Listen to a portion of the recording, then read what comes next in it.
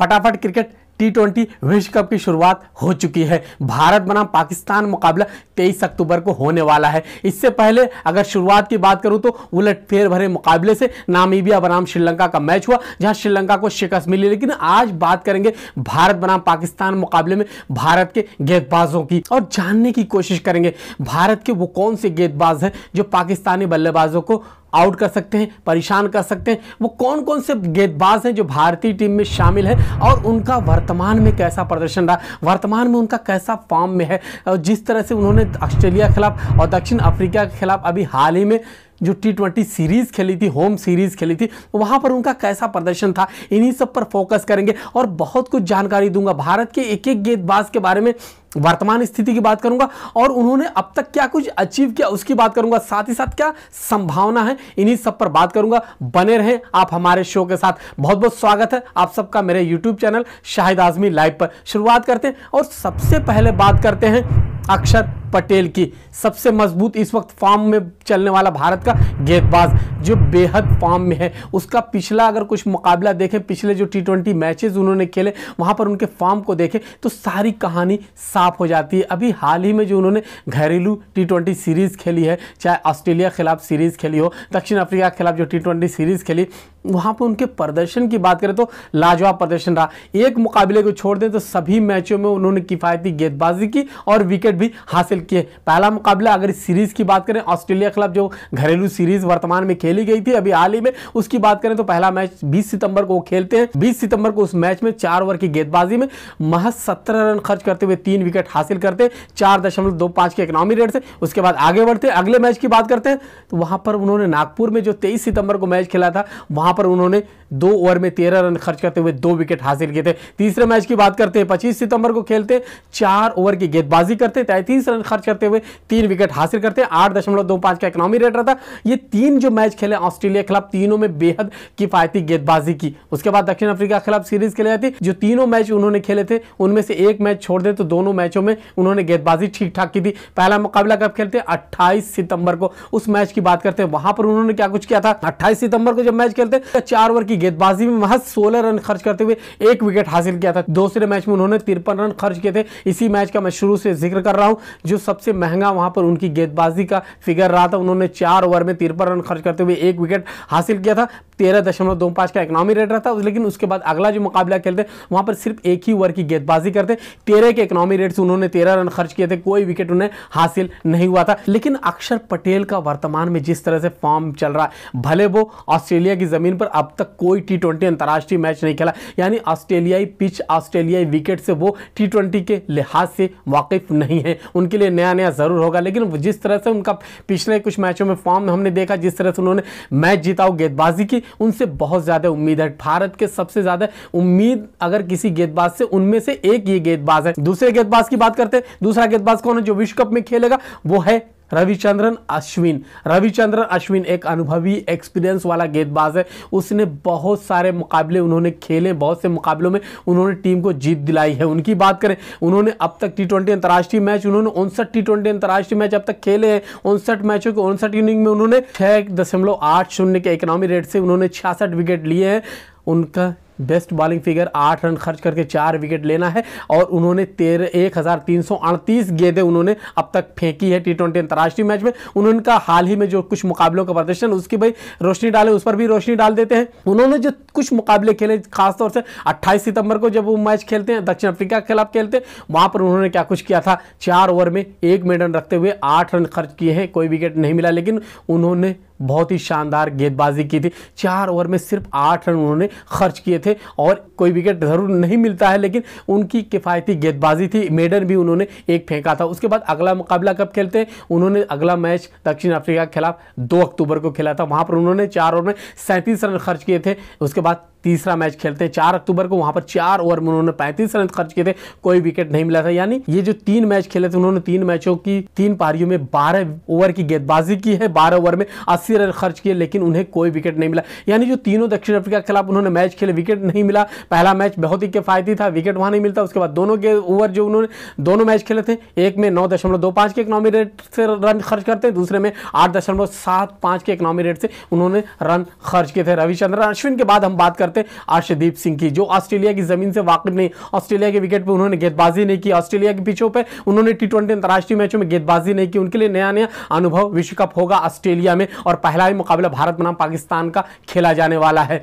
उन्होंने अभी हाल ही में जो प्रदर्शन किया उस पर एक निगाह डालते हैं। उन्होंने 4 ओवर में 32 रन देते हुए 3 विकेट हासिल किया था। वो कौन सा मैच था? 28 सितंबर को दक्षिण अफ्रीका के खिलाफ अभी हाल ही में जो मुकाबला खेला गया था, वहां पर 8 के इकोनॉमी रेट से उन्होंने रन खर्च किए थे। दूसरा मैच कब खेलते हैं? 2 अक्टूबर को ये मुकाबला खेलते हैं गुवाहाटी में। उन्होंने 4 ओवर में 62 रन दिए थे, बेहद महंगे साबित हुए थे। 4 ओवर में 62 रन खर्च किए थे 15.50 के इकोनॉमी रेट से। उसके बाद बात करें, अब ऑस्ट्रेलिया पहुंचे हैं। ऑस्ट्रेलिया में विश्व कप में उतरते हैं, अगर उन्हें मौका मिलता तो विश्व कप में उन्हें कमाल दिखाना होगा। एक ऐसा खिलाड़ी जो जुझारू खिलाड़ी है लेकिन अनुभव की कमी है, क्योंकि बहुत ज़्यादा टी20 अंतर्राष्ट्रीय मैच उन्होंने नहीं खेले। 13 अंतर्राष्ट्रीय टी20 मैच खेले, 13 मैचों की 13 पारियों में उन्होंने अब तक 277 गेंदें फेंकी हैं अंतर्राष्ट्रीय टी20 मैचों में। उनमें से 19 विकेट उनके खाते में है। 8.14 का उनका इकोनॉमी रेट रहा है। आगे चलते हैं, बात करते हैं विश्व कप में एक और खिलाड़ी की बात करते हैं जो विश्व कप में खेलेगा। वो कौन सा खिलाड़ी? भुवनेश्वर कुमार। अभी हाल ही के मैचों में हमने देखा भुवनेश्वर कुमार को कोई बहुत अच्छा प्रदर्शन देखने को नहीं मिला।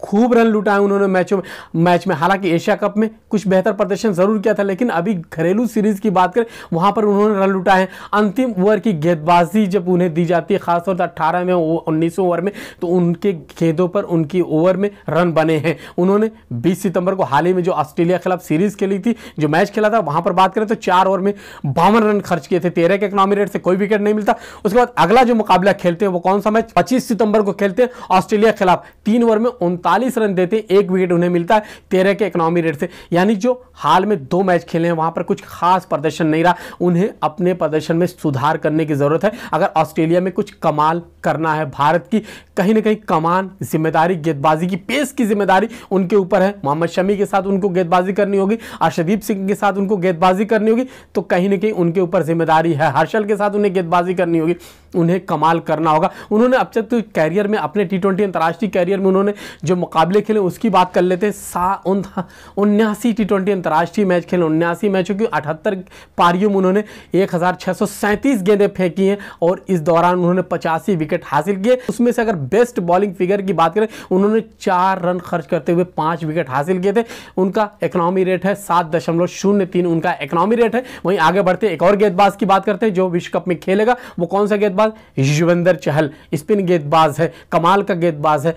ये किसी भी मैच का, किसी भी मुकाबले का रुख पलट सकता है अपने बलबूते पर, लेकिन वर्तमान में उनका फॉर्म मिला जुला है। जिस तरह से उन्होंने पिछले मुकाबलों में जिस तरह प्रदर्शन किया, कुछ मैचों का यहाँ जिक्र करना जरूरी समझता हूँ, बताना चाहता हूँ। उन्होंने जो मैच खेले हैं उनकी बात करूँ तो उन्होंने 20 सितंबर को ऑस्ट्रेलिया के खिलाफ जो घरेलू सीरीज में मैच खेला था, वहाँ पर 3.2 ओवर की गेंदबाजी में 42 रन दिए थे, 1 विकेट हासिल किया था। उसके बाद अगला मैच खेलते हैं 23 सितंबर को ऑस्ट्रेलिया के खिलाफ, वो सीरीज का मैच होता है। 1 ओवर में 12 रन खर्च करते हैं। उसके बाद अंतिम ऑस्ट्रेलिया जाने से पहले जो अंतिम टी20 मैच खेलते हैं वो खेलते हैं 25 सितंबर को हैदराबाद में उन्होंने मैच खेला था। वहां पर 4 ओवर में 22 रन खर्च करते हुए 1 विकेट हासिल किया था। यानी अंतिम जो 3 टी20 अंतर्राष्ट्रीय मैच खेले वहां पर उन्होंने 8.2 ओवर की गेंदबाजी की, 2 उन्होंने, इसके अलावा अगर बात करें 2 ही विकेट उन्हें मिला है। और रनों की बात करें तो उन्होंने 76 रन खर्च किए हैं 9.26 के इकोनॉमी रेट से। उन्होंने टी20 अंतर्राष्ट्रीय मैचों की बात की जाए, उनकी बात किया तो उन्होंने 69 टी20 अंतर्राष्ट्रीय मैच खेले। 68 पारियों में उन्होंने 1548 गेंदें उन्होंने फेंकी है और विकेट उन्होंने हासिल किए, 85 विकेट हासिल किए। इकोनॉमी रेट की बात करें 8.12 का उनका इकोनॉमी रेट रहता। पूरे अपने कैरियर में, अंतर्राष्ट्रीय टी20 कैरियर में उन्होंने 25 रन खर्च करते हुए 6 विकेट हासिल किए थे किसी एक मैच में। उनकी बेस्ट बॉलिंग ये फिगर कह सकते हैं, इनिंग कह सकते हैं। इसके अलावा आगे बढ़ते बात करते हैं हर्षद पटेल। सबसे बड़ी चिंता भारत की गेंदबाजी की। हर्षद पटेल ने पिछले जो मुकाबले खेले वहां कामयाब नहीं हुए, खूब उन्होंने रन लुटाए हैं, खूब उनकी गेंदों पर रन बने हैं। पिछले कई मुकाबलों को आप उलट के देख लीजिए, पलट कर देख लीजिए, कुछ मैचों का यहाँ जिक्र करूंगा, वो उनकी गेंदबाजी में वो धार नजर नहीं आई जिस तरह वो धारदार गेंदबाज हैं। अंतिम ओवर में, डेथ ओवर में माने जाते हैं, वो विकेट लेते हैं, गेंद फेंकते हैं, रन पर अंकुश लगाते हैं, लेकिन फिलहाल जिस तरह उन्होंने पिछले कुछ मैचों में खेला, घरेलू सीरीज जो खेली ऑस्ट्रेलिया दक्षिण अफ्रीका के खिलाफ, वहां पर वो उस तरह से कामयाब नहीं होते जिस तरह उनकी ख्याति है। 6 लास्ट T20 मैच खेले तो उन्हीं का जिक्र करना चाहूंगा। उन्होंने पहला मैच 20 सितंबर को इन 6 मैचों में खेला था। 20 सितंबर को ऑस्ट्रेलिया के खिलाफ 4 ओवर में 49 रन दिए थे। दूसरा मैच खेलते कोई विकेट वहां नहीं मिलता। दूसरा मैच खेलते 23 सितंबर को 2 ओवर में वहां 32 रन खर्च करते। तीसरा मैच खेलते 25 सितंबर को, वहां पर 2 ओवर में उन्होंने 18 रन खर्च करते हुए 1 विकेट हासिल किया था। यानी 3 जो मैच खेले वहां पर सिर्फ 1 विकेट उन्हें हासिल होता है। उसके बाद बात करते हैं दक्षिण अफ्रीका के खिलाफ जो 3 T20 अंतर्राष्ट्रीय मैच उन्होंने खेले, वहां पर 28 सितंबर को वो मैच खेलते। 28 सितंबर को 4 ओवर में 26 रन खर्च करते हुए 2 विकेट हासिल किए। ये कदर गनीमत, बेहतर गेंदबाजी इसे कह सकते हैं। अगले ही मैच की बात करें जो उन्होंने 2 अक्टूबर को खेला था, 4 ओवर में उन्होंने 45 रन खर्च किए थे, कोई विकेट हासिल नहीं हुआ था। उसके बाद जो अंतिम ऑस्ट्रेलिया जाने से पहले T20 अंतर्राष्ट्रीय मैच खेला था 4 अक्टूबर को, वहां पर उन्होंने 4 अक्टूबर को जो गेंदबाजी की उसके बारे में बताना चाहूंगा। 4 ओवर में 49 रन खर्च किए थे और कोई विकेट उन्हें हासिल नहीं हुआ था।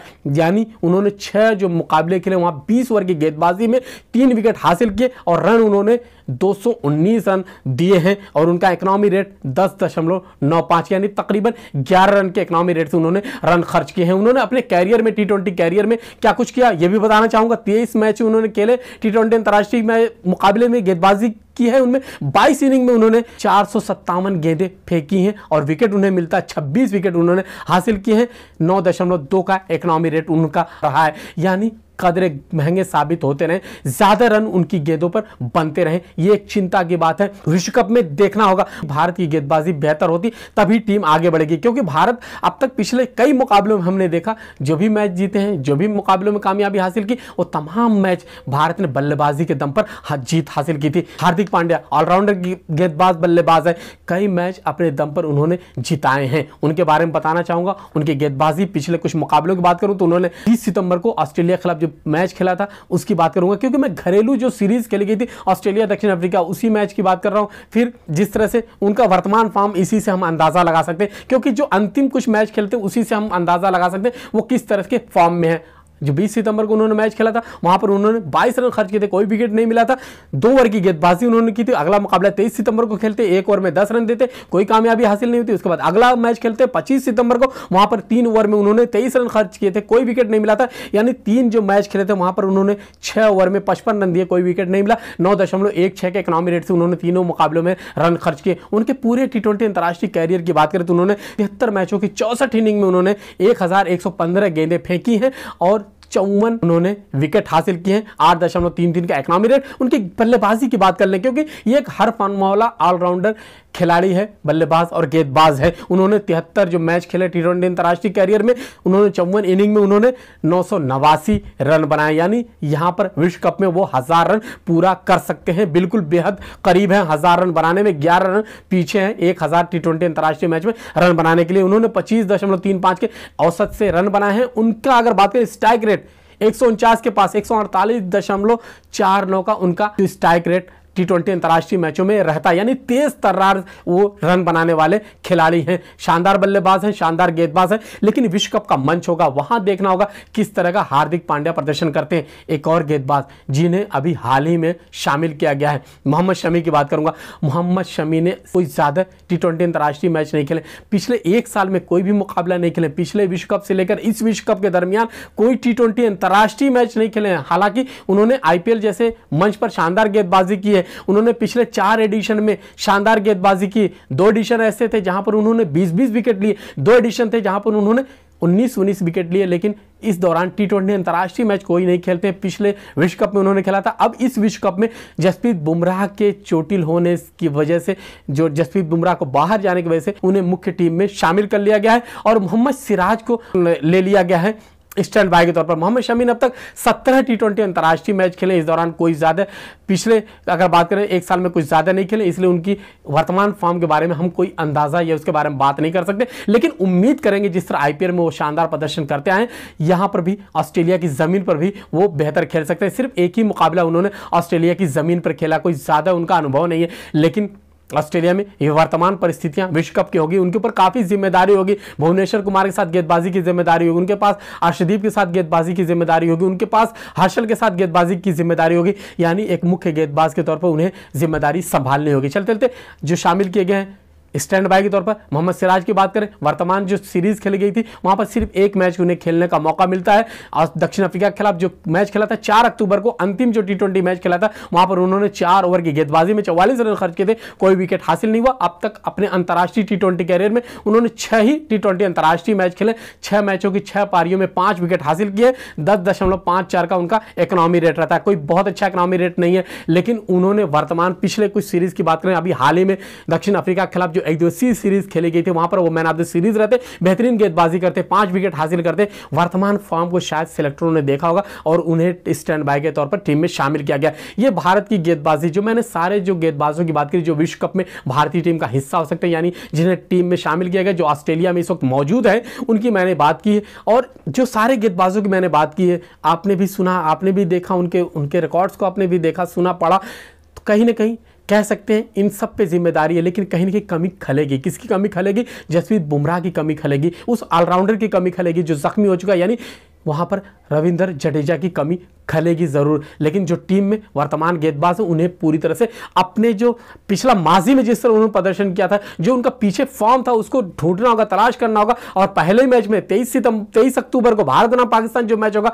वहां पर बेहतरीन प्रदर्शन करते हुए, जीत हासिल करते हुए आगे बढ़ना होगा। लेकिन कह सकते हैं भारत को अभी भी गेंदबाजी में सुधार करने की जरूरत है। भारत अगर कहीं से कमजोर नजर आ रहा तो भारत अपनी गेंदबाजी की वजह से कहीं ना कहीं कमजोर नजर आ रहा। बल्लेबाजी शानदार, भारत पिछले जिस तरह मैंने शुरू में जिक्र किया, भारत अपनी बल्लेबाजी के बलबूते पे जीतता रहा, वही क्रम इस विश्व कप में भी जारी रखना होगा। भारत को अपने बल्लेबाजों से उम्मीद लगानी होगी और गेंदबाजों का सही समय पर सही इस्तेमाल करना होगा। अंतिम 11 खिलाड़ी जब चुने जाएंगे वहां पर सही जो विपक्षी टीम उस हिसाब से गेंदबाजों को आजमाना होगा। क्या कुछ होगा हम जरूर आगे इसके बारे में चर्चा करेंगे। लेकिन अगर हमारी बातचीत, हमारी रिपोर्ट्स आपको पसंद आ रही तो हमारे चैनल को लाइक और सब्सक्राइब जरूर कीजिए। हम लगातार इसी तरह की आपको जानकारी देते रहेंगे। फिलहाल मुझे शाहिद आजमी को अनुमति दीजिए। नमस्कार।